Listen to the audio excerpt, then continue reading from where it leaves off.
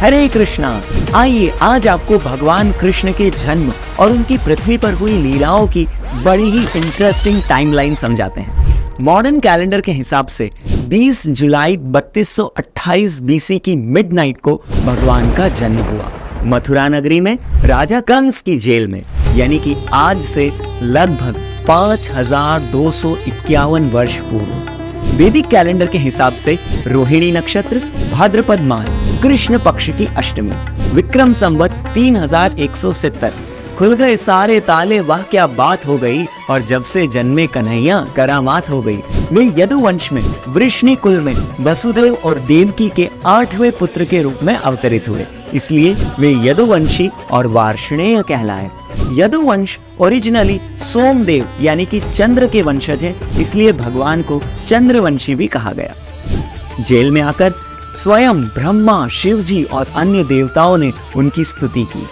जन्म के तुरंत बाद वसुदेव कंस के डर से उन्हें ले आए अपने मित्र नंद महाराज के पास गोकुल महावन में, जहां वे शुरू से लेकर 3 वर्ष 4 महीने की आयु तक रहे। सोचिए, सिर्फ 6 दिन की उम्र में नन्हे से कृष्ण ने विशाल पूतना राक्षसी का वध किया। 3.5 मास की आयु में गोकुल में ही गर्ग मुनि ने कुंडली बनाकर उन्हें कृष्ण नाम दिया, यानी कि सर्व आकर्षणीय। यशोदा माता को अपने मुंह में ब्रह्मांड के दर्शन दिए।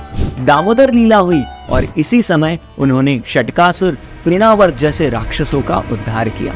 लेकिन इतने राक्षसों का प्रकोप देखकर नंद महाराज ने वात्सल्य भाव में कृष्ण की रक्षा के लिए अपना निवास वहां से बदला और वे नन्हे नटखट कृष्ण को वृंदावन ले आए।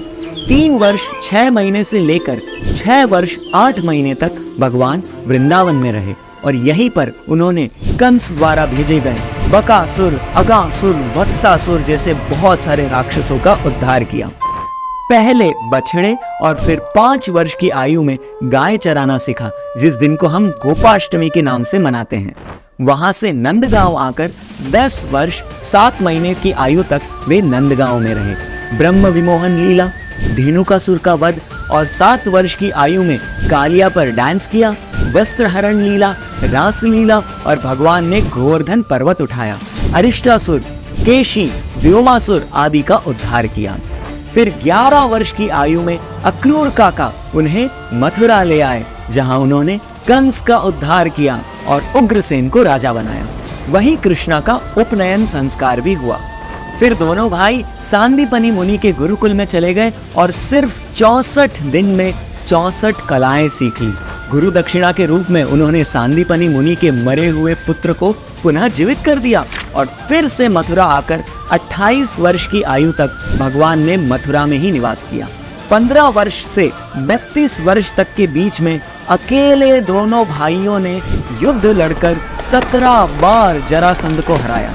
लेकिन जब भी लड़ाई होती मथुरा वासी बहुत टेंशन में आ जाते। भगवान से ये अपने भक्तों की परेशानी देखी नहीं गई और उन्होंने रातों रात द्वारका नगरी बसाई और सबको नींद में ही वहां पर शिफ्ट कर दिया। और उसके बाद 32 वर्ष की आयु से 125 वर्ष तक भगवान ने द्वारका नगरी में ही निवास किया।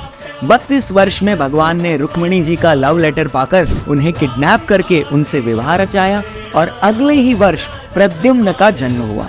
इंद्रप्रस्थ में भगवान फिर पांडवों से मिले, नरकासुर का वध करके 16,000 रानियों को शरण दी, बाणासुर, पौंड्रका, काशी राजा को धूल चटाई और नारद मुनि द्वारका आए तो 16,000 कृष्ण के रूप देखकर शॉक हो गए। मगध जाकर भीम ने जरासंध को मारा।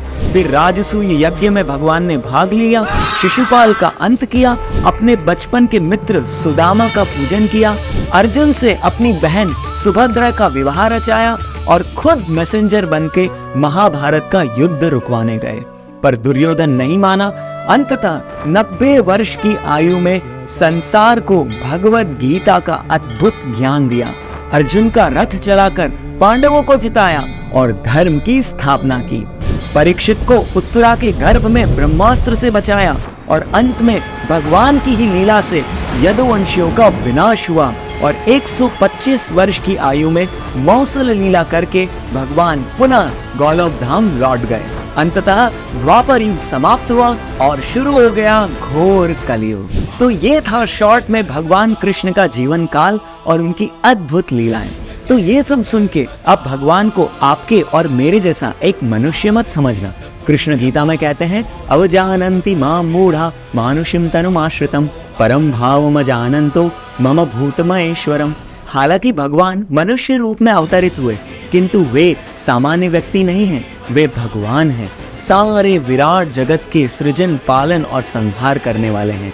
तो भी अनेक मूर्ख लोग हैं जो कृष्णा को एक शक्तिशाली पुरुष के अलावा कुछ नहीं समझते और उनका उपहास करते हैं, लेकिन वे परमेश्वर के दिव्य स्वभाव को नहीं जानते।